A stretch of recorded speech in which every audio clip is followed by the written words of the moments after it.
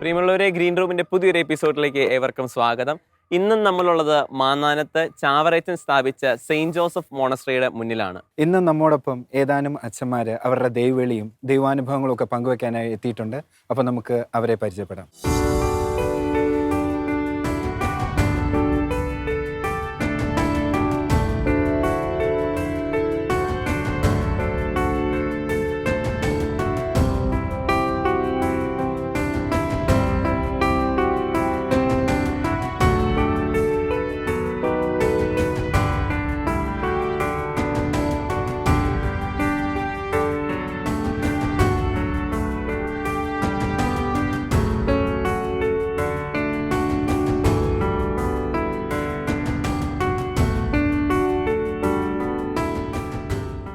പ്രിയപ്പെട്ടവരെ, നമ്മൾ ഇന്ന് പരിചയപ്പെടുന്നത് ജോസഫ് കുര്യത്ര അച്ഛനെയാണ്.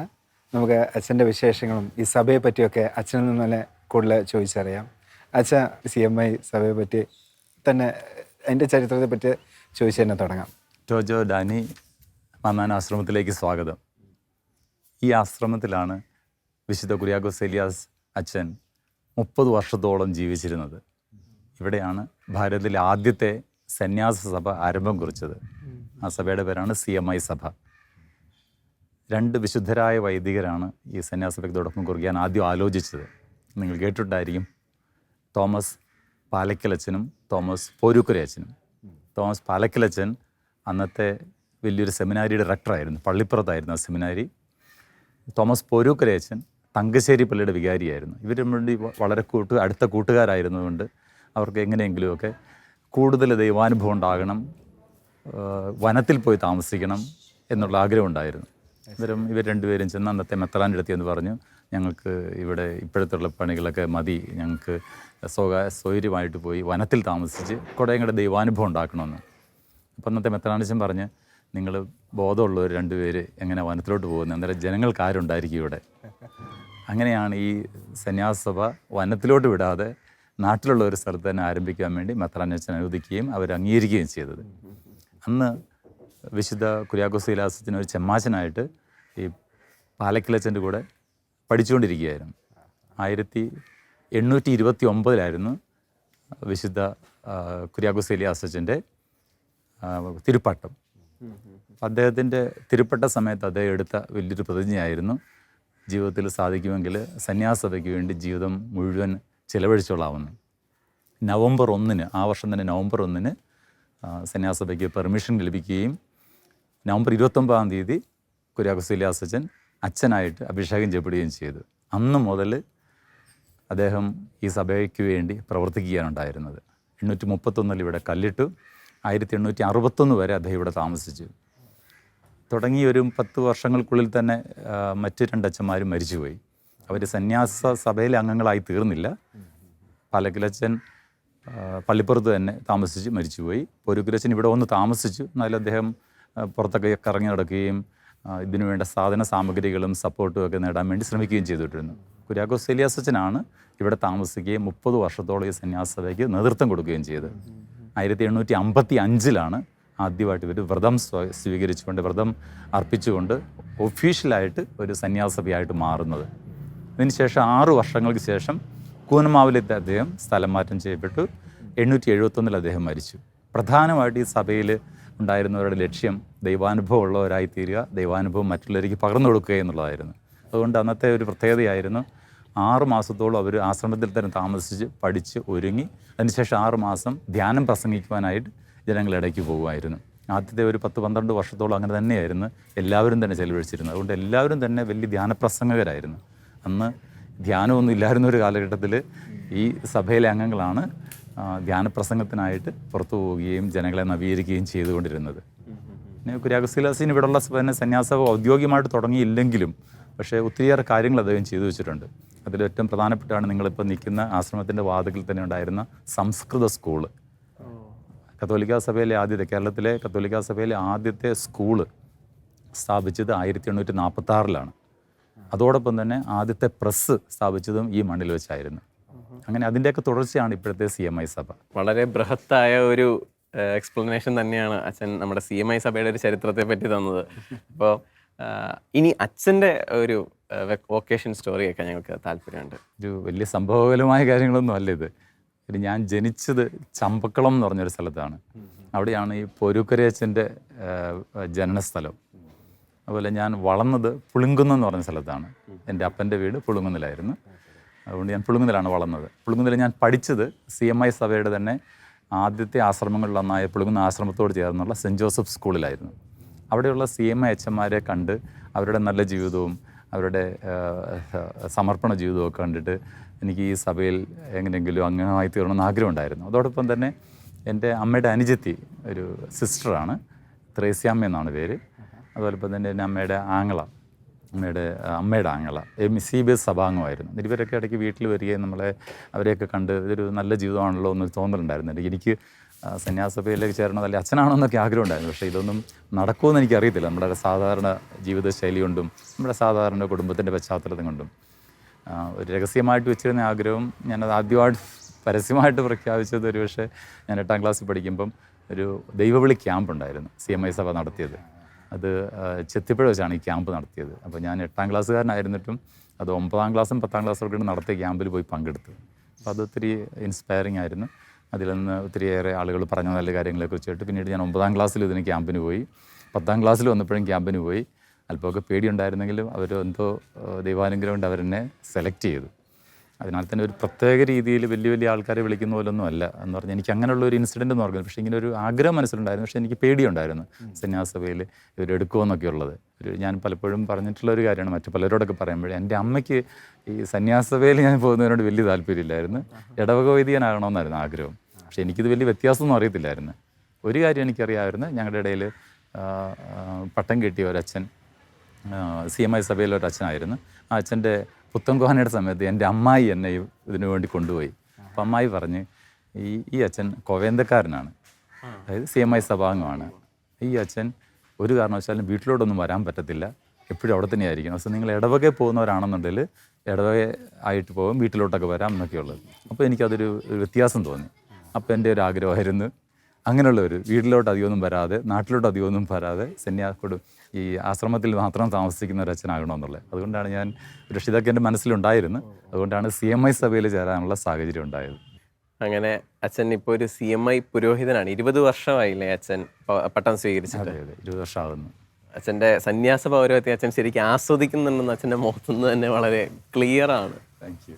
ഏറെ ആഗ്രഹത്തോടുകൂടിയാണ് ഞാൻ സഭയിൽ ചേർന്നതെങ്കിലും അത്ര എളുപ്പമൊന്നുമല്ല ഇതിനകത്ത് ജീവിക്കാനെന്നുള്ളത് ഇവിടെ വന്നതിന് ശേഷം മനസ്സിലാകുന്നത്. പല കാരണങ്ങൾ കൊണ്ടാണ്. പക്ഷേ ഒന്നെനിക്ക് മനസ്സിലായത്, ഈ സഭയിൽ നന്നായിട്ട് ജീവിക്കുവാനും ദൈവാനുഭവം ഉണ്ടാകാനുള്ള എല്ലാ സാഹചര്യങ്ങളും ഈ സഭയുടെ പരിശീലകർ നമുക്ക് തരുന്നുണ്ട്. അത് കാലാകാലങ്ങളിൽ മനസ്സിലാക്കിയതുകൊണ്ടാണ് ഒരു പക്ഷേ ഇപ്പോഴും സന്തോഷത്തോടെ ജീവിക്കാൻ എനിക്ക് സാധിക്കുന്നത്. അത് ഈ സന്തോഷത്തോടെ ജീവിച്ച് നല്ലൊരു വിശുദ്ധനായ വൈദികനായി മരിക്കണമെന്നാണ് എൻ്റെ ആഗ്രഹം. തീർച്ചയായും അങ്ങനെ തന്നെ സാധിക്കട്ടെ. ഇപ്പോൾ ഒരുപാട് സന്തോഷം അച്ഛനെ പരിചയപ്പെടാൻ സാധിച്ചതിലും ഈ CMI സഭയെ പറ്റി പറഞ്ഞതിലും ഒക്കെ ഒരുപാട് നന്ദി. Thank you.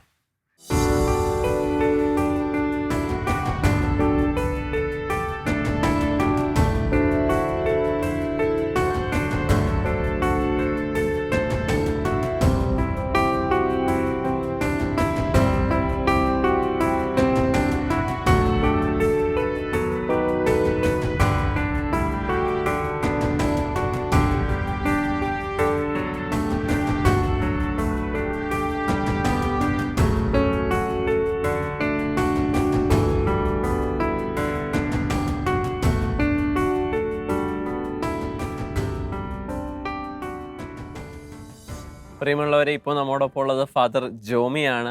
അച്ഛൻ ബാംഗ്ലൂര് ധർമാരാമിലുള്ള നമ്മുടെ ഫിലോസഫി ബ്രദേഴ്സിനിടയിൽ സ്തുത്യർഹമായ സേവനം അനുഷ്ഠിച്ചു വരികയാണ്. അപ്പോൾ കൂടുതൽ വിശേഷങ്ങൾ നമ്മൾ അച്ഛൻ്റെ അടുത്ത് നിന്ന് തന്നെ കേൾക്കാം. അച്ഛാ, ഈശോ മിശിഹായ്ക്ക് സ്തുതിയായിരിക്കട്ടെ. അച്ഛാ, അപ്പോൾ അച്ഛൻ്റെ ഫാമിലിയും എല്ലാം ഒന്ന് പരിചയപ്പെടുത്താവോ? അപ്പച്ചൻ അമ്മച്ചി, അപ്പച്ചൻ ജോർജ്, അമ്മ എൽസമ്മ, രണ്ടുപേരും തയ്യൽക്കാരാണ്. ഞങ്ങളൊരു തയ്യൽ കുടുംബമാണ്. അപ്പച്ചനൊരു 40 വർഷത്തോളമായിട്ട് ഒരു സ്ഥലത്ത് തന്നെയാണ് ഇപ്പം തയ്ക്കുന്നത്. അമ്മ ഒത്തിരി പേരെ പഠിപ്പിച്ചിട്ടുണ്ട്, തയ്യൽ പഠിപ്പിച്ചിട്ടുള്ള തയ്യൽ ടീച്ചറും കൂടെ കൂടിയാണ്. അതാണ് ഇവരെക്കുറിച്ച് ഷോർട്ടായിട്ട് പറയാനുള്ളത്. പിന്നെ എൻ്റെ വീട് വൈക്കത്തിനടുത്ത് ഉല്ലല എന്ന് പറയുന്ന സ്ഥലത്താണ്. ഉല്ലല ചെറുപുഷ്പ ദേവാലയമാണ് ഞങ്ങളുടെ ഇടവക. ഞാനിപ്പോൾ CMI സഭയിൽ ധർമാരാമിലാണ് ജോലി ചെയ്യുന്നത്. പട്ടം കിട്ടിയിട്ട് ഇപ്പോൾ 12 വർഷത്തോളമായി. ഫിലോസഫി ബ്രദേഴ്സിന്റെ ഫിലോസ് ജീവിതം. അതെ ഫിലോസഫിക്കാരുടെ ഇടയിൽ ഇപ്പം ഇത് ചെയ്യുന്നു. അതോടൊപ്പം തന്നെ ചെറുതായിട്ട് മ്യൂസിക് ട്രെയിനിങ് കൊടുക്കുന്നു. പിന്നെ അതോടൊപ്പം ഒരു ചെറിയൊരു മാത്സ് സെൻറ്ററിൻ്റെ ചാർജുണ്ട് ധർമാരാമിൽ തന്നെ, അതിനോട് അനുബന്ധമായി തന്നെ. അച്ഛൻ ഇപ്പോൾ അച്ഛന് സഹോദരങ്ങളൊക്കെ? ഞങ്ങൾ 3 മക്കളാണ്. എന്നെക്കാളും മൂത്തത് ചേച്ചിയുണ്ട്, പിന്നെ ഒരു അനിയനുണ്ട്. ചേച്ചി ഞങ്ങൾ 3 വയസ്സിൻ്റെ ഡിഫറൻസ്. ചേച്ചി ഇപ്പോൾ ദുബായിൽ നേഴ്സായിട്ട് ജോലി ചെയ്യുന്നു. അനുജൻ ദുബായിൽ തന്നെ വർക്ക് ചെയ്യുന്നു. അവൻ എൻജിനീയറിംഗ് പഠിച്ചതാണ്, ആ ഫീൽഡിൽ തന്നെയാണ് ജോലി ചെയ്യുന്നത്. അനുജനും ഞാനുമായിട്ട് ഏകദേശം ഒരു 13 വയസ്സിൻ്റെ വ്യത്യാസമുണ്ട്. അപ്പോൾ അതാണ് ഞങ്ങൾ 3 പേര്, എല്ലാവരും കൂടി 5 പേര്. ചേച്ചിയുടെ വിവാഹമൊക്കെ കഴിഞ്ഞാണ്. ചേച്ചിനെ വടയാറെന്ന് പറഞ്ഞ സ്ഥലത്താണ് വിവാഹം ചെയ്ത് കെട്ടിച്ചിരിക്കുന്നത്. അവർ ചേച്ചി മാത്രമാണ് ഇപ്പോൾ ദുബായിൽ വർക്ക് ചെയ്യുന്നത്. മറ്റേ കുടുംബമൊക്കെ ഇവിടെ വടയാറ് തന്നെ. അച്ഛൻ്റെ അനിയൻ്റെ വിവാഹം കഴിഞ്ഞതാണോ? അനിയൻ്റെ വിവാഹം കഴിഞ്ഞിട്ടില്ല, വിവാഹം ആലോചിച്ചുകൊണ്ടിരിക്കുന്നത്. അച്ഛനായിരിക്കും അപ്പോൾ ആശീർവാദം ആയിരിക്കണം. ഓക്കെ അച്ഛാ, അച്ഛൻ്റെ ഈ ദൈവവിളിയിലോട്ടുള്ള യാത്രയൊക്കെ എന്ന് വളരെ ചെറുപ്പത്തിൽ അങ്ങനെ വൈദികനാകാനായിട്ട് അങ്ങനെ തീക്ഷ്ണമായ ആഗ്രഹങ്ങളൊന്നുമില്ല. അതൊരു ഗ്രാജുവൽ പതുക്കെയുള്ളൊരു വളർച്ചയായിരുന്നു. വീട്ടിൽ ഞങ്ങൾ അങ്ങനെ സാമ്പത്തികമായിട്ട് കുറച്ച് പുറകോട്ടായിരുന്നു. അപ്പോൾ കുറേ കഷ്ടപ്പാടുകളിലൂടെയൊക്കെയാണ് ഇവർ രണ്ടുപേരും വളർത്തിക്കൊണ്ട് വന്നത്. അപ്പോൾ അതൊക്കെ ഒന്ന് മാറ്റാനൊക്കെ ആയിട്ടൊക്കെ ഒരു പ്രതീക്ഷ ഒരുപക്ഷെ ഇവർ എന്നിൽ കണ്ടിട്ടുള്ളത് കൊണ്ടായിരിക്കാം അമ്മ എന്നെ ഈ വിദ്യാഭ്യാസത്തിന് വേണ്ടിയിട്ട് ഒത്തിരി പ്രോത്സാഹിപ്പിച്ചിരുന്നു.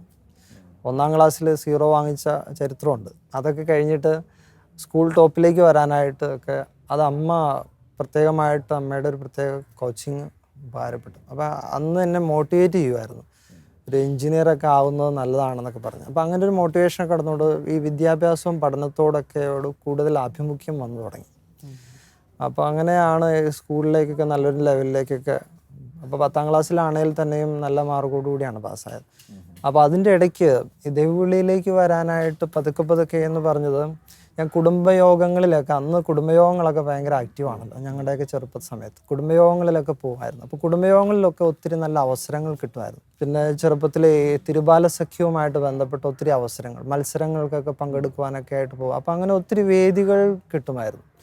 അപ്പോൾ എന്നെ ചെറുപ്പത്തിൽ തന്നെ ഇങ്ങനെ ഒത്തിരി വേദികൾ കിട്ടിയതുകൊണ്ട് സ്റ്റേജ് ഫ്രൈറ്റൊക്കെ മാറി കുറേ നന്നായിട്ട് ഡെവലപ്പ് ചെയ്യാൻ സഭ ഒരു വലിയൊരു കാരണമായി. അപ്പോൾ പതുക്കെ ഈ ഒരു നന്മയുടെ ഒരു വലിയൊരു വശം സഭയിലുണ്ട് എന്നുള്ളത് ഒരു അറ്റാച്ച്മെൻറ്റ്, എന്നിലൊരു അറ്റാച്ച്മെൻറ്റ് സഭയോട് ഉണ്ടാക്കുവാനായിട്ട് ഇട വന്നു എന്നുള്ളൊരു പ്രധാനപ്പെട്ടത്. പിന്നെ അതോടൊപ്പം തന്നെ ഒരു പ്രധാനപ്പെട്ട കാര്യം, ഞാൻ അൾത്താര ശുശ്രൂഷയ്ക്ക് 7-ാം ക്ലാസ്സോടുകൂടി ഞാൻ സ്റ്റാർട്ട് ചെയ്തു. അപ്പോൾ ആ സമയത്തൊക്കെ ഹോളി ഫാമിലി സിസ്റ്റേഴ്സ്, ഞങ്ങളുടെ ഇടവകയിലുള്ള സിസ്റ്റേഴ്സാണ്, അവർ എല്ലാവരും ഒന്നിച്ചു കൂട്ടി ഇങ്ങനെ പ്രാർത്ഥിക്കാനൊക്കെ പഠിപ്പിക്കുമായിരുന്നു. അപ്പോൾ അന്ന് സക്രാരിയുടെ മുമ്പിലൊക്കെ കുറേ നേരം ഇങ്ങനെ അടങ്ങിയിരുന്ന് ഇങ്ങനെ കുറച്ച് നേരം ആസ്വാദികരമായിട്ട് തോന്നിയിട്ടുണ്ട്. അപ്പോൾ അന്ന് ആ ഒരു ധ്യാനപൂർവ്വം ഇങ്ങനെ നിശബ്ദതയിൽ പ്രാർത്ഥിക്കാനൊക്കെ അന്ന് തന്ന ട്രെയിനിങ് വളരെ ഉപകാരമുണ്ട്. അപ്പോൾ ആ മെഡിറ്റേഷൻ്റെയൊക്കെ ഒരു ശരിക്കുള്ളൊരു ഇനിഷ്യേഷൻ കിട്ടുന്നത് ശരിക്കും അവിടെ നിന്നാണെന്നൊക്കെ വേണേൽ പറയാം. അപ്പോൾ അത് ഒരു പ്രധാനപ്പെട്ട കാര്യമാണ്. പിന്നെ ഒത്തിരി നല്ല മാതൃകകൾ വീടുമായിട്ട് ബന്ധപ്പെട്ടും സഭയുമായിട്ട് ബന്ധപ്പെട്ടും ഞങ്ങളുടെ ഇടവക കൂട്ടായ്മയിലും കുടുംബയോഗങ്ങളിലും ഒക്കെ ഒത്തിരി കാണാനായിട്ടിട വന്നു. ഇപ്പോൾ ഈ എൻ്റെ തലമുടി പോയിരിക്കുന്ന പോലെ ഞാൻ കൂടുതൽ ചിന്തിക്കുന്ന ഒരു കൂട്ടത്തിലായിരുന്നു ആ ചെറുപ്പം മുതലേ. അപ്പോൾ അത് ചെറുപ്പം മുതലേ ഇങ്ങനെ ചിന്തിക്കുമായിരുന്നു. ഇപ്പോൾ ഈ അമ്മ ഇങ്ങനെ ഇതിനകത്തൊക്കെ പ്രോത്സാഹിപ്പിക്കുമ്പോഴും എനിക്ക് ഇതൊക്കെ കഴിഞ്ഞിട്ട് എന്താണ്, നമ്മൾ ഈ ലോക ജീവിതത്തിൽ വെറുതെ ജീവിച്ച് പോയിട്ട് കാര്യമുണ്ടോ, എന്തെങ്കിലും എന്തെങ്കിലും കോറായിട്ടൊരു നന്മ കൊടുത്തിട്ട് പോകുന്നതല്ലേ നല്ലത്. അപ്പോൾ എൻ്റെ മുമ്പിൽ ഇങ്ങനെ കുറേ നന്മകൾ കൊടുക്കുന്നവരുടെ മാതൃകകൾ, അതേപോലെയൊക്കെ ഒരു നന്മ കൊടുക്കുന്ന ഒരു വ്യക്തിയായി തീർന്നാൽ നല്ലതല്ലേ. അപ്പം അതിന് പറ്റിയൊരു പ്ലാറ്റ്ഫോം സഭയിലുണ്ട് എന്നൊക്കെ ഉള്ളത് കണ്ടെത്തിയത് കൊണ്ട് തീർച്ചയായിട്ടും അങ്ങനെ ഒരു ലൈനിൽ ചിന്തിക്കുന്നതാണ് നല്ലതെന്ന് ഉള്ളൊരു ഗ്രാജുവൽ ഡെവലപ്മെൻ്റ് ആണ് ഇതിനകത്ത് വന്നത്. അതോടൊപ്പം തന്നെ എനിക്ക് കൃത്യമായിട്ട് വൈദികനാണ് അങ്ങനെ ഒരു വ്യക്തതയും ആ സമയത്ത് ഉണ്ടായിരുന്നില്ല. അതും പതുക്കെ പതുക്കെയാണത്. കാരണം ഏറ്റവും നല്ലൊരു വശം എവിടെയായിരിക്കും ഒരു നന്മ കൊടുക്കാനായിട്ട് പറ്റിയത്. മരണത്തോടുകൂടി ഇതെല്ലാം തീർത്തു പോകേണ്ടതല്ല, അതിനപ്പുറത്തേക്ക് ഒരു മനോഹരമായിട്ടുള്ളൊരു ഓർമ്മ കൊടുക്കണം, ഒരു ജീവിതമുണ്ട് എന്നൊക്കെയുള്ള അത് പതുക്കെ പതുക്കെ ചിന്തിക്കാനായിട്ടൊക്കെ തുടങ്ങിയതിൻ്റെയൊക്കെ ഒരു പരിണതഫലമായിട്ടാണ് ഇപ്പം തിരിഞ്ഞു നോക്കുമ്പോൾ എൻ്റെ ദൈവവിളിയെക്കുറിച്ച് എനിക്ക് ഷോർട്ടായിട്ട് എനിക്ക് പറയാനായിട്ടുള്ളൂ. അമ്മച്ചി, അച്ഛൻ്റെ ചെറുപ്പ കാലഘട്ടങ്ങളിൽ അമ്മച്ചിക്ക് തോന്നിയായിരുന്നോ അച്ഛൻ ഇങ്ങനെ ഒരു ദൈവവിളി തിരഞ്ഞെടുക്കുമെന്ന്? അല്ലെങ്കിൽ അമ്മച്ചി അതിനുവേണ്ടി എന്തെങ്കിലും ഒരു പ്രാർത്ഥനയോ അല്ലെങ്കിൽ പ്രോത്സാഹനമൊക്കെ കൊടുത്തായിരുന്നോ? എൻ്റെ മനസ്സിൽ ആഗ്രഹം ഉണ്ടായിരുന്നു, പക്ഷേ അത് പൂർത്തിയാക്കാൻ പറ്റുമെന്ന് എനിക്ക് പ്രതീക്ഷയില്ലായിരുന്നു. അന്ന് പറഞ്ഞാൽ ഇവൻ ഉണ്ടായിക്കഴിഞ്ഞിട്ട് താഴെ കുട്ടികളുണ്ടാകാനുള്ള ഇല്ല. അപ്പം ഒരു മോനാകുമ്പോഴത്തേനും വൈദികനാക്കാൻ എടുക്കുകയില്ല എന്നൊരു വിചാരം കൊണ്ട് ഞാൻ അതുവേണ്ടി പ്രാർത്ഥിച്ചില്ല ആദ്യമൊക്കെ. പക്ഷെ ആഗ്രഹം ഉണ്ടായിരുന്നു. എന്ന് പറഞ്ഞാൽ എനിക്ക് ചെയ്യാൻ പറ്റിയില്ല. ഞാൻ വിശ്രാകാൻ ആഗ്രഹിച്ചു, എനിക്ക് ചെയ്യാൻ പറ്റിയില്ല. എന്നാൽ എന്നിൽ നിന്നൊരു കുഞ്ഞിനെങ്കിലും ദൈവവേലയ്ക്ക് വിടാൻ ആഗ്രഹിച്ചിരുന്നു. അത് സാധിക്കുമെന്ന് പ്രതീക്ഷയില്ലാതെ വന്നു. ഞങ്ങളുടെ രണ്ടുപേരുടെയും ബ്ലഡ് ഗ്രൂപ്പ് ചേരുകയില്ല. അപ്പോൾ ആദ്യത്തെ കുഞ്ഞ് കഴിഞ്ഞ് 48 മണിക്കൂർ കഴിഞ്ഞകം ഒരു ഇഞ്ചക്ഷൻ എടുക്കണം. ആ ഇഞ്ചക്ഷൻ ആദ്യത്തേനെടുത്തു, അന്നത് സാധിച്ചു. രണ്ടാമത്തെ ഈ കുഞ്ഞായി കഴിഞ്ഞപ്പോഴത്തേക്ക് സാധിക്കാനുള്ള സാഹചര്യമില്ല. അപ്പച്ചന് വലിയ അസുഖങ്ങളായിരുന്നു. അപ്പോൾ അതിന് കയ്യിലുള്ളതും ഇല്ലാത്തതും ഉണ്ടാക്കി കടം കൂടെ മേടിച്ച് അപ്പച്ചനെയും കൊണ്ട് ആശുപത്രിയിൽ പോക്കായിരുന്നു. എന്ന് പറഞ്ഞാൽ ഈ കൊച്ചു വയറ്റിലായിരിക്കുമ്പോൾ അതിനെ ശ്രദ്ധിക്കാൻ പോലും സമയമില്ല. അങ്ങനെ പോയി വന്നപ്പോൾ കയ്യിലൊന്നുമില്ലാതെ പോയി. അങ്ങനെ വന്നതുകൊണ്ട് ആശുപത്രി പ്രസവം കഴിഞ്ഞ് ആശുപത്രിയിൽ നിന്ന് തിരിച്ചു പോരാൻ പോലും പൈസ ഇല്ലാഞ്ഞതുകൊണ്ട് ആ ഇഞ്ചക്ഷൻ എടുത്തില്ല. അന്ന് ആ ഇഞ്ചക്ഷൻ നല്ല വിലയുണ്ട്. അത് എറണാകുളത്ത് പോയി മേടിക്കണം, വൈക്കത്ത് കിട്ടുകയില്ല. ഇവിടത്തൊക്കെ സാഹചര്യവും ഈ ആളിനില്ല. അങ്ങനത്തെ രീതിയിലായിരുന്നു. അതുകൊണ്ട് ആ കാര്യത്തെക്കുറിച്ച് ആഗ്രഹിച്ചില്ല. പിന്നെ 7ാം ക്ലാസ് കഴിഞ്ഞപ്പോൾ എന്നോടിങ്ങനെ പറഞ്ഞു, അമ്മേ എനിക്കൊരച്ഛനാകണമെന്ന് ആഗ്രഹമുണ്ട് എന്ന് പറഞ്ഞപ്പോൾ ഞാൻ പറഞ്ഞു, നിന്നെ ആരാ, ചുരുക്കി പറയാം, നിന്നെ ആരാ അച്ഛനാകാൻ എടുക്കണേ? അതിൻ്റെ അമ്മ അങ്ങനെ പറഞ്ഞേ, പിന്നെ നീ ഒറ്റയല്ലേ, ഒരാളല്ലേ ഉള്ളൂ, പിന്നെ സാമ്പത്തികമായി എന്തെങ്കിലും പത്രമേനെ എഴുതി വെച്ചെങ്കിലേ ഒരു വൈദികനാക്കുകയുള്ളൂ. അതിന് തക്ക സാഹചര്യം നമുക്കില്ലല്ലോ. അങ്ങനെയൊക്കെ നേരത്തെ ഉണ്ടായിരുന്നു. അത് വെച്ച് നിനക്ക് അതിനൊന്നും സാഹചര്യം ഇല്ലല്ലോ, അപ്പോൾ പിന്നെ അതുകൊണ്ട് നീ ആഗ്രഹിക്കണ്ട എന്ന് പറഞ്ഞു. അപ്പോൾ പുള്ളി പഠനത്തിന് പുറകോട്ടെന്ന് പറഞ്ഞാൽ ഉഴപ്പണ പോലെ. അന്നേരം ഞാൻ ചോദിച്ചു, നീ എന്നെ ഇങ്ങനെ പുസ്തകപ്പുഴു പോലെ നടന്ന് നീ ഇപ്പോൾ പഠിക്കണില്ലേ എന്ന് ചോദിച്ചു. അന്നേരം പറഞ്ഞു, ചാച്ചൻ്റെയും വലിച്ചാച്ചൻ്റെയൊക്കെ ജോലിയല്ലേ എനിക്ക് ചെയ്യേണ്ടതുള്ളൂ, അപ്പോൾ പിന്നെ ഞാനെന്തിനാ അധ്വാനിച്ച് പഠിക്കണേ എന്ന് പറഞ്ഞു. ഞാൻ പറഞ്ഞു, അതല്ല, ഇപ്പം നിൻ്റെ ഉത്തരവാദിത്വം പഠിക്കുക എന്നുള്ളതാണ്, പിന്നീടുള്ള കാര്യം ദൈവം തരും എന്ന് പറഞ്ഞു. അങ്ങനെ പറഞ്ഞപ്പോഴത്തേനും പുള്ളി അത്ര മനസ്സോടെ പിന്നെ അതിനുവേണ്ടി ഞാനിങ്ങനെ ഹെൽപ്പ് ചെയ്യേണ്ടി വന്നപ്പോൾ ഞാൻ പറഞ്ഞു, നീ ഒരു കാര്യം ചെയ്യും, നീ ഇതിന് തന്നെ താല്പര്യം തോന്നിയെങ്കിൽ നീ ഒരു കാര്യം ചെയ്യും, നിനക്കൊരു അനിയനുണ്ടാകാൻ പ്രാർത്ഥിക്കുക. 2 പേരും ഉണ്ടായിക്കഴിഞ്ഞാൽ ഒരാളെ വിടാമല്ലോ, അച്ഛനാകാൻ വിടാമല്ലോ. അപ്പം നിനക്ക് ദൈവവിളി ഉണ്ടെന്ന് ഞാൻ ഉറപ്പാക്കും. നിനക്ക് ദൈവവിളി ഉണ്ടെങ്കിൽ തരും, ദൈവം തരും.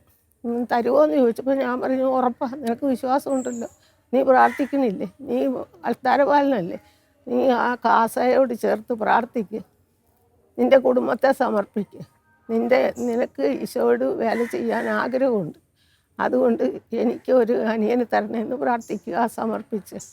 അങ്ങനെ പ്രാർത്ഥിക്കാൻ പറഞ്ഞു. അതേ തുടങ്ങി മാറ്റം വന്ന് 7ാം ക്ലാസ്സിലെ കഴിഞ്ഞു. 9ാം ക്ലാസ്സിലെ ആയപ്പോഴത്തേനും കുഞ്ഞു ജനിച്ചു.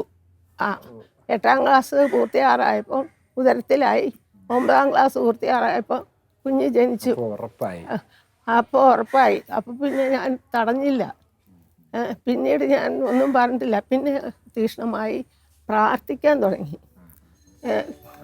അച്ഛന് വേണ്ടിയിട്ട് ദൈവം വിളിച്ചെങ്കിൽ മകനെ ഉറച്ച ഒരു തീരുമാനം എടുക്കാനും അവിടെ നിലനിൽക്കാനും അതിനുള്ള ആരോഗ്യവും ആയുസ്സും കൊടുത്ത് അവിടുത്തെ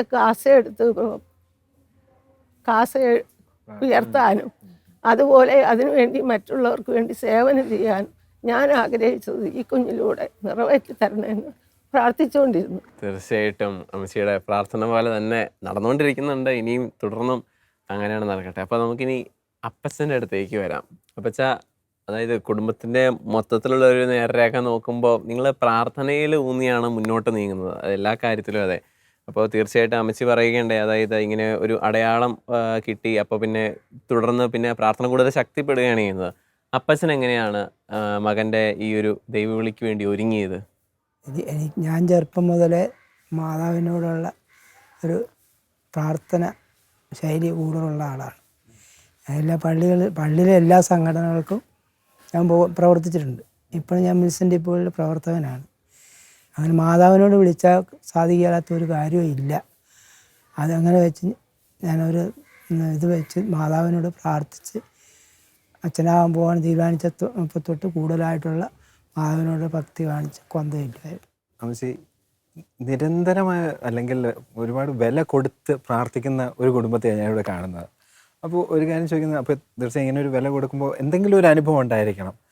ഇങ്ങനെ പ്രാർത്ഥിച്ച് കിട്ടിയ നിറവേറിയ എന്തെങ്കിലും ഒരു അനുഭവങ്ങളോ, ഈശോയോട് ചോദിച്ച് നിറവേറിയ അനുഭവം, അല്ലെങ്കിൽ പരിശുദ്ധ അമ്മയോട് ചോദിച്ച് നിറവേറിയ അങ്ങനെ എന്തെങ്കിലും ഒരു അനുഭവം ഉണ്ടോ? അനുഭവങ്ങൾ പലതുണ്ട്. എന്നാൽ ശരിക്കും അമ്മയെ മാതാവിനെ നേരിട്ട് കണ്ട ഒരനുഭവം ഇപ്പോൾ തൽക്കാലം പറയാം. എന്ന് പറഞ്ഞാൽ ഞാൻ എൻ്റെ മോളുടെ വിവാഹം നടത്താനായിട്ട് കയ്യിലൊന്നുമില്ല. അങ്ങനെ വിഷമിച്ചിരിക്കുന്ന സമയത്ത് ഇച്ചിരി സ്ഥലമുണ്ട്, 10 സെൻറ്റ് ഭൂമിയുണ്ട്. അത് കൊടുത്തിട്ട് ഞങ്ങൾ കല്യാണം നടത്താമെന്ന് ഓർത്ത് പ്രാർത്ഥിച്ചിരിക്കുമ്പോഴത്തേക്ക് ഞാൻ അത് വിൽക്കാൻ നടക്കാത്ത ഒരവസ്ഥയിലാണ് കാണുന്നത്. അപ്പം ഞാൻ പോയി രാത്രി ആരാധന കൂടി പ്രാർത്ഥിച്ചു. അന്നേരം അവിടെ അത് ആരാധന നയിക്കണ അച്ഛൻ പറഞ്ഞു, നമ്മുടെ ബെന്നിയച്ഛൻ പറഞ്ഞു, അച്ഛനെ എന്നെയൊന്നും അറിയണില്ല, അച്ഛൻ വേറെ സ്ഥലത്താണ്, മണപ്പുറത്ത് ഞാൻ നിൽക്കുന്നത്.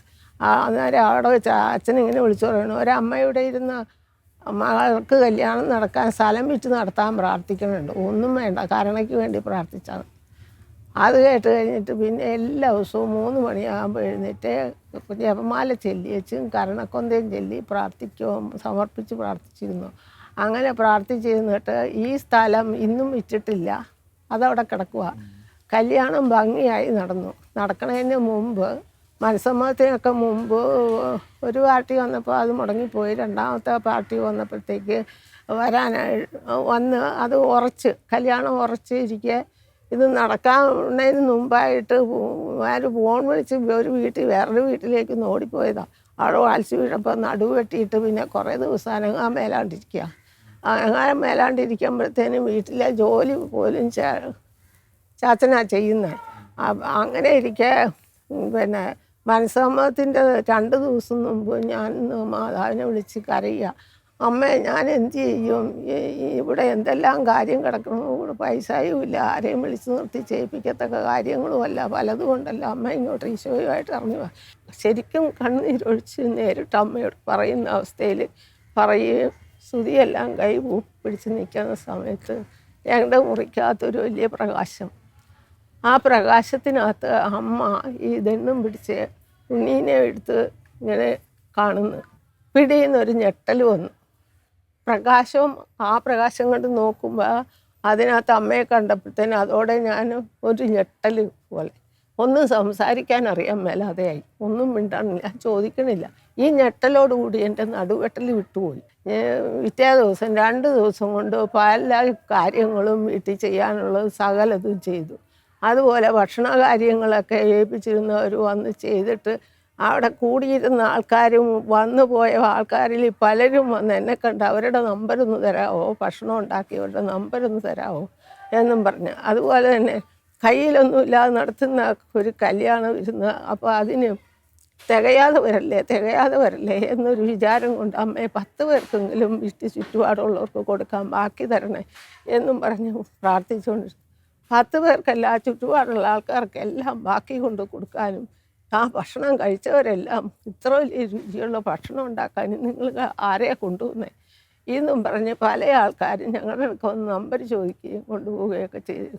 അങ്ങനെ ഒരു വലിയ അനുഭവം. ആ കല്യാണത്തിന് വേണ്ട സാമ്പത്തികമൊക്കെ എങ്ങനെയാണ് സംഭവിച്ചത്? ആദ്യം സ്വർണം കടമെടുത്തു മോൾക്കുള്ള. ആ കടയെടുത്ത ഇത് കല്യാണം കഴിഞ്ഞ് 2 ആഴ്ച കഴിഞ്ഞപ്പോൾ അതിന് എൻ്റെ ഒരു കൂട്ടുകാരി വന്ന് അതിന് സഹായിച്ചു. പിന്നീട് കൊടുത്താൽ മതി എന്നും പറഞ്ഞ് സഹായിച്ചു. ആ പൈസയും കൊടുത്തു. സ്ഥലം ഇപ്പോഴും വിൽക്കാതെ കിടക്കണം. അങ്ങനെ ഒരു അമ്മ നേരിട്ട് വന്ന് കണ്ട ഒരനുഭവം കണ്ട്. അതുപോലെ പല കാര്യങ്ങളും എനിക്ക് അനുഭവങ്ങളും ഉണ്ട്. ഏതൊരു സംഗതിയും നിലനിന്ന് പോകണമെങ്കിൽ അതിൻ്റെ പുറകിലൊരു വലിയൊരു ശക്തി വേണം. അച്ഛൻ്റെ കാര്യത്തിൽ ഇത് പറയുകയാണെങ്കിൽ അച്ഛൻ്റെ അപ്പനമ്മയും തന്നെയാണ് തീർച്ചയായിട്ടും. അവർക്ക് ദൈവമാതാവിലുള്ള വിശ്വാസവും അതിൻ്റെ വലിയ ഒരു സാക്ഷി നമ്മളിപ്പോൾ കേൾക്കണ്ടേ. അപ്പോൾ ഇവരുടെ ആ ഒരു പ്രയർ സോഴ്സ് ആയിരിക്കുമല്ലോ അച്ഛൻ്റെ ഒരു പവർ ഹൗസ് എന്ന് പറയുന്നത്. അതെ, തീർച്ചയായിട്ടും. എൻ്റെ സെമിനാരികളിലുള്ള പല പ്രതിസന്ധികളുടെ സമയത്തും ഇവർ തന്ന ആ വലിയ മാതൃക, ജപമാല ചൊല്ലി പ്രാർത്ഥിക്കാനുള്ള മാതൃക, അത് ഭയങ്കര ഒത്തിരി ബലം തന്നിട്ടുണ്ട്. പലപ്പോഴും ജപമാല ചൊല്ലി പ്രാർത്ഥിക്കുമ്പോൾ അമ്മ മറുപടി പറയുന്നതായിട്ട് തോന്നിയിട്ടുണ്ട്. ഇവരുടെ ആ ഒരു ഫോർമേഷൻ്റെ ഇവരുടെ ഒരു പരിശീലനം എന്നെ ഒത്തിരി സ്വാധീനിച്ചിട്ടുണ്ട്. അപ്പോൾ ഈ മാതാപിതാക്കളെ ഓർത്ത് ദൈവത്തിന് നന്ദി പറയുന്നു. അപ്പം നിങ്ങളായിട്ട് ഇത്രയും സമയം സ്പെൻഡ് ചെയ്യാൻ പറ്റിയതിൽ വളരെ സന്തോഷം. താങ്ക്സ് എല്ലാം.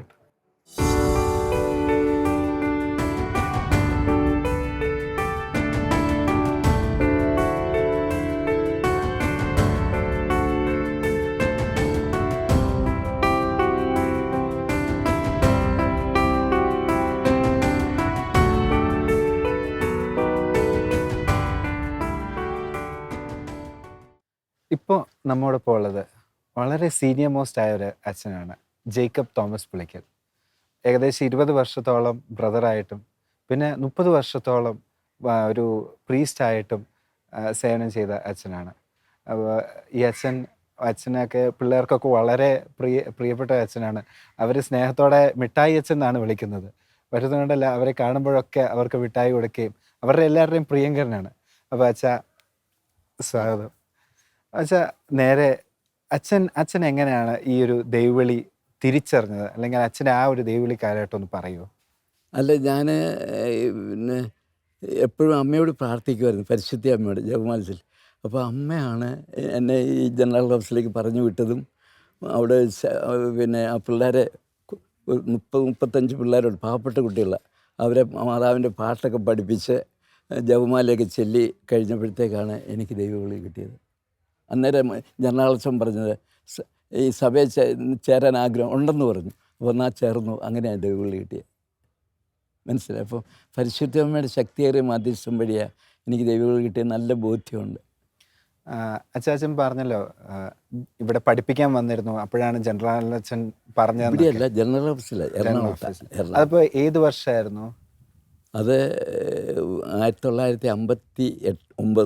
അവിടെ ഇപ്പോൾ പഠിപ്പിക്കാനാണോ? അതല്ല, ഞാൻ അവിടെ ജനറൽസിനെ കാണാൻ പോയതാണ്. അപ്പോൾ പറഞ്ഞു ഇവിടെ പാവപ്പെട്ട കുട്ടികളുണ്ട്, അവരെ ഒരാഴ്ചത്തേക്ക് പിന്നെ പാട്ടൊക്കെ പഠിപ്പിക്കാമെന്ന് ചോദിച്ചു. ഞാൻ പഠിപ്പിക്കാമെന്ന് പറഞ്ഞു. അപ്പോൾ ഞാൻ വീട്ടിലെ അപ്പനും അമ്മയൊക്കെ പള്ളി പാടുന്നവരാ. അപ്പോൾ എനിക്ക് ചെറുപ്പം മുതൽ പാട്ടൊക്കെ അറിയാം, വായിക്കാനും എല്ലാ ഇൻസ്ട്രുമെൻസും അറിയാം. കലാഭവനൊക്കെ പോയി പഠിച്ചതാണ്, സന്ദേശത്തിലും പോയി പഠിച്ചതാണ്. അപ്പോൾ പിന്നെ അവരെ പാട്ടെല്ലാം പഠിപ്പിച്ചു. പിന്നെ ജപമാല ചെല്ലും. അങ്ങനെ ആയിരുന്നപ്പോഴായിരുന്നു സഭയിലേക്ക് തിരിഞ്ഞെടുത്ത് ജനറൽ ചെത്തിപ്പഴിക്ക് വിട്ടത്. ചെത്തിപ്പഴിയിലേക്കാണ് വിട്ടത്. ചെത്തിപ്പഴിക്കടുത്ത് എൻ്റെ വീട്. അത് ശരി. അല്ല, അപ്പോൾ ജനറൽ അച്ഛനെ കാണാൻ പോയി എന്ന് പറഞ്ഞില്ലേ? അപ്പോൾ ജനറൽ ഹൗസിലാണ്, എറണാകുളത്താണ്. അല്ല, അച്ഛൻ തീരുമാനിച്ചായിരുന്നോ ഇങ്ങനൊരു ദൈവവിളിയെ പറ്റി സംസാരിക്കാൻ വേണ്ടിയായിരുന്നോ പോയിരുന്നത്? അതെ, എന്നെ ശല്യപ്പെടുത്തുന്ന ഒരുത്തനുണ്ടായിരുന്നു. അവൻ രക്ഷപ്പെടാനായിട്ടാണ് ഞാൻ പോയത്. അവനെ ഇങ്ങനെ നമുക്ക് വേണ്ട ഒത്തിരി പ്രാർത്ഥിക്കാനും പള്ളിയിൽ പോകാനൊന്നും അനുവദിക്കാത്ത ഒരുത്തനുണ്ടായിരുന്നു, മറ്റു മോശമായ രീതിയിലൊക്കെ ഇങ്ങനെ. അപ്പോൾ അതിൽ നിന്ന് രക്ഷപ്പെടാൻ വേണ്ടി അമ്മയുടെ അനുവാദത്തോടു കൂടി പോയതാണ്. അപ്പോൾ ഞാൻ എപ്പോഴും ജപമാല ചെല്ലുമായിരുന്നു, നടക്കുമ്പോഴും ഇരിക്കുമ്പോഴും രാത്രിയിലൊക്കെ ചെല്ലുമായിരുന്നു. എല്ലാ ദിവസവും കുർബാനയ്ക്ക് കൂടുമായിരുന്നു. കുർബാനയ്ക്ക് കൂടും. പിന്നെ സൺഡേ സ്കൂളൊക്കെ ഈ അബലസിലൊക്കെ എന്നെ പഠിപ്പിച്ചിട്ടുണ്ട്. പക്ഷേ ഇപ്പോൾ 30 വർഷമായി ഈ ഒരു പൗരോഹിത്യ ജീവിതം തുടങ്ങിയിട്ട്. അപ്പോൾ അച്ഛൻ ഇപ്പോഴും ഈ ഒരു സന്തോഷത്തോടെയൊക്കെ എങ്ങനെ ഇരിക്കാൻ സാധിക്കുന്നത്? അത് ഈശോ തരുന്ന സന്തോഷമാണ് എൻ്റെ ബോധ്യം. അമ്മ വഴി ഈശോ തരുന്നതാണ്.